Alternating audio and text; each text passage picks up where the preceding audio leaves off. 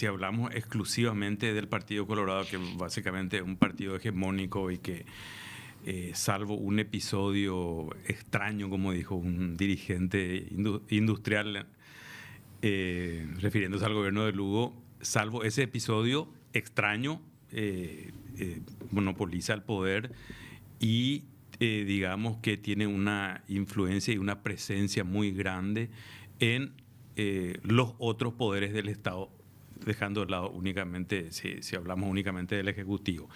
Maneja y tiene, y lo hemos visto, yo he denunciado a fiscales y jueces que votaron en internas con Sí.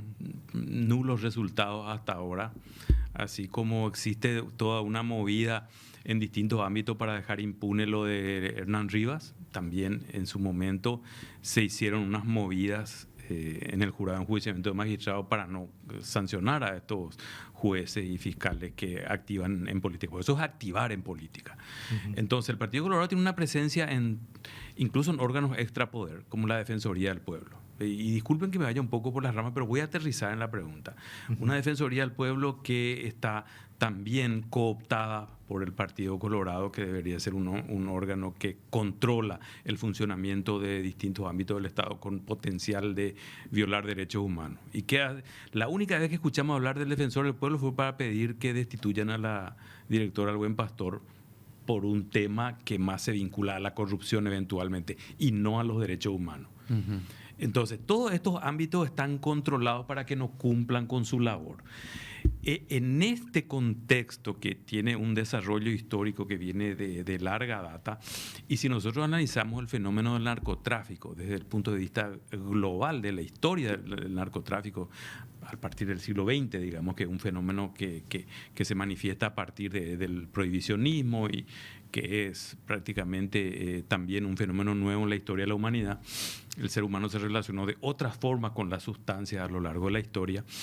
Entonces, si nosotros analizamos considerando el desarrollo histórico e institucional de nuestro país, las características del manejo del poder por parte de un partido hegemónico y tan esencialmente corrupto, ¿sí? Y vemos lo que ocurre en otros lugares, donde en ningún lugar la famosa guerra contra las drogas tuvo un resultado que valga la pena mencionar.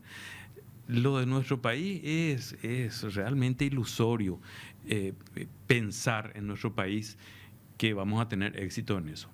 Si a eso le sumamos, más allá de las intuiciones que tenemos y algunas cosas que hemos visto a lo largo del tiempo, como en el ámbito político en nuestro país, especialmente el partido de gobierno, las relaciones con grupos narcotraficantes, con importantes figuras del narcotráfico a lo largo del tiempo, es algo que está a la luz del día, ¿sí? No es algo que se oculta. Entonces, lo que dice Peña, que en realidad es alguien que hace declaraciones muy livianas siempre, nunca apunta a los problemas, ya sea que esté hablando de la economía o de la guerra contra el narcotráfico, siempre dice cosas para la exportación, sin ningún sustento. Entonces, si él quiere hablar en serio de la lucha contra el tráfico de drogas en nuestro país, tiene que decir, bueno, tenemos que limpiar nuestro partido. Tenemos que limpiar las fuerzas de seguridad, tenemos que limpiar la política y tenemos que limpiar nuestros movimientos. Esas serían unas declaraciones con alguna sustancia. El resto es mera cháchara. Sí, él está rodeado de gente vinculada a negocios ilícitos, de todo tipo. Empezando por el mentor de su carrera política, el presidente Inspector, que todos sabemos quién es. Ahora, se le da una cobertura legal dentro de lo que es la estructura. Por lo menos nosotros acá justamente decíamos eso, que lo ubica a personas en puestos claves para tratar de alguna forma forzar una situación. El caso más emblemático, hoy más cercano, tenemos lo de Alicia Pucheta, que ellos reconocen que hay una dualidad de criterios jurídicos sobre si es o no constitucional, pero ante esa duda ellos avanzan. Y bueno, sobre hechos consumados que decida la Corte Suprema de Justicia. Yo he escrito algo al respecto. Es lo menos republicano que existe. Ante una duda reconocida por el propio titular del Ejecutivo, él lo dijo, la mitad de los libros, todo ese famoso refrán, digamos, que en realidad nunca dice nada. Ante la duda que él hace, opta por la versión de los hechos que es conveniente a sus intereses. Claro. ¿Es eso republicano? Ujú. No. Si había una duda, él era un tipo medianamente serio. Bueno, convoca a juristas de nota de distinto color político, ideología, dice, bueno, que díganme acá. No, él opta por la versión de los hechos que le conviene y elige a esta persona que está ocupando un lugar. Ahora, doctor, de ese panorama que pintaste sobre el tema, la infiltración del narcotráfico en general, lo que se está denunciando en este momento de parte de distintos actores sociales en nuestro país es un plan de copamiento de las instituciones, pero especialmente del Poder Judicial. El Poder Judicial y los organismos de extrapoder que tienen que ver con la justicia, como el jurado de enjuiciamiento, de magistrado del Consejo, de la magistratura. El cartismo va creando mayorías en estos organismos, con gente como Pucheta, que ya es evidente que la van a manejar, ¿verdad? Va a ser la persona que lleva adelante los intereses de Honor Colorado, ¿verdad? Y específicamente de su líder, Horacio Cartes. Se habla de un plan autoritario. ¿Cuáles pueden ser las consecuencias, te parece, de esta, si es que estás de acuerdo con esta visión que algunos dan? Bueno, en primer lugar hay que hacer una distinción entre en América Latina, digamos que esto que yo voy a señalar se vio en muchos países. Tuvimos un par de décadas con gobiernos autoritarios, militares, especialmente gobiernos militares, y Paraguay no fue la excepción en esos momentos de la Guerra Fría.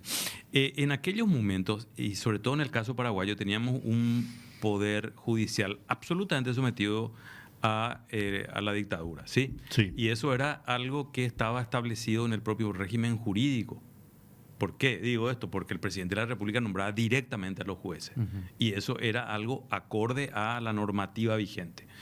Cuando se produce la caída del gobierno de Stroessner y se requiere adecuar la institucionalidad y el sistema jurídico a un sistema democrático, ¿qué es lo que se hace? Se buscan cláusulas, sobre todo constitucionales, que busquen asegurar un poder judicial independiente.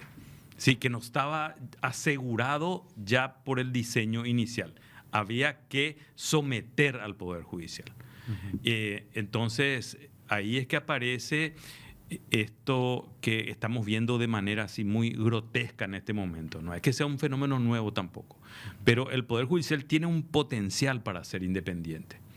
Tiene un potencial para ser independiente porque hay medios de comunicación que eventualmente van a defender a jueces independientes, que van a hacer ver su posicionamiento, no necesariamente evitar que sea destituido o algo así, pero digamos que hay una sociedad civil que también se puede de alguna forma movilizar, etc. Entonces hay que aplastar eso, ahogar eso. Y una manera de hacerlo es tener una hegemonía, no solamente una mayoría, un control absoluto del jurado de enjuiciamiento de magistrados y del Consejo de la Magistratura. O sea, hemos visto de manera nuevamente, en estos momentos hay cosas que se están viendo de manera muy grosera, hay cosas que se están haciendo de manera muy tosca, muy visible, sin ánimo siquiera de ocultamiento. El día en que jura apresuradamente Alicia Pucheta, eligen jueces contra el crimen organizado. En un país donde esas ternas debieron haber sido inclusive discutidas por toda la sociedad, porque tenemos un grave problema de crimen organizado en nuestro país. No hace falta que uno repita todo lo que dicen organismos internacionales, think tanks que se dedican a medir la criminalidad organizada y lo que vemos a diario. Llamativamente porque ni siquiera son los mejores puntuados, inclusive ni siquiera en las materias relacionadas con su tarea profesional tienen las mejores calificaciones, ¿verdad? Pero esa estructura que mencionaba Santiago Peña, de corrupción que él denuncia en el ámbito político, la estructura del Ejecutivo, no va a ser posible si es que no tiene una cobertura desde la justicia. El crimen organizado, ¿por qué busca inficionar las instituciones estatales? ¿Por qué busca asociarse? Pero no porque necesita. Necesita porque hay cosas que se realizan en esos ámbitos que no pueden pasar desapercibidas. Se requiere de algún grado de complicidad estatal, ¿sí? No es posible siquiera el ocultamiento. El lavado de dinero, por ejemplo.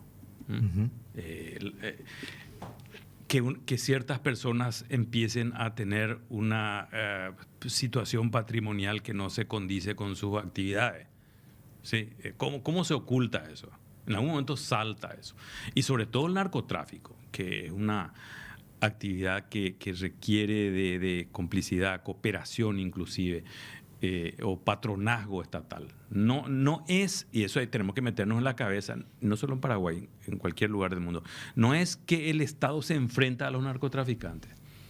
El Estado en algunos casos inclusive se inmiscuye en el negocio. Dice, yo quiero meterme también en el negocio, no me bastan las coimas, no me basta el pago. ¿Y qué es lo que ocurre y por qué es importante el Poder Judicial? Porque para el crimen organizado, la impunidad que genera no solamente estar en libertad y disfrutar de los bienes mal habidos, sino que también la continuidad y la buena marcha del negocio requiere de la tranquilidad que te da tener acuerdos que algunos autores denominan la suspensión de la ejecución de la ley. Lo que vende el Estado, entre otras cosas, es la suspensión de la aplicación del derecho. Yo te puedo ofrecer eso que le llaman impunidad, pero en otras palabras es qué cosa. El derecho, sobre todo el derecho penal, que castiga este tipo de actividades, yo lo voy a suspender, ¿sí? Lo voy a dejar en stand-by para que ustedes hagan su negocio. A cambio de eso, yo también con ustedes me vuelvo rico, ustedes me financian mis campañas y seguimos haciendo negocio. El patronazgo del Estado paraguayo sobre el narcotráfico ya empieza con Andrés Rodríguez. Y tenemos fotos de él con Fat Yamil.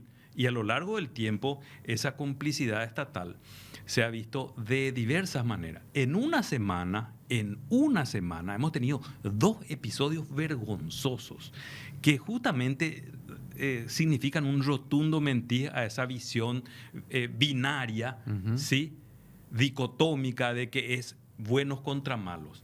En un episodio, Interpol, fíjense en esto, Interpol no es solamente una institución nacional únicamente, Paraguay forma parte, ahí se atrevieron a levantar unas alertas, fíjense el atrevimiento, y vemos cómo, y estuve viendo en ABC justamente mientras escuchaba a Mabel ayer, lo de DINAC, le llevan de la manito a la chica narcotraficante, eran media docena de funcionarios.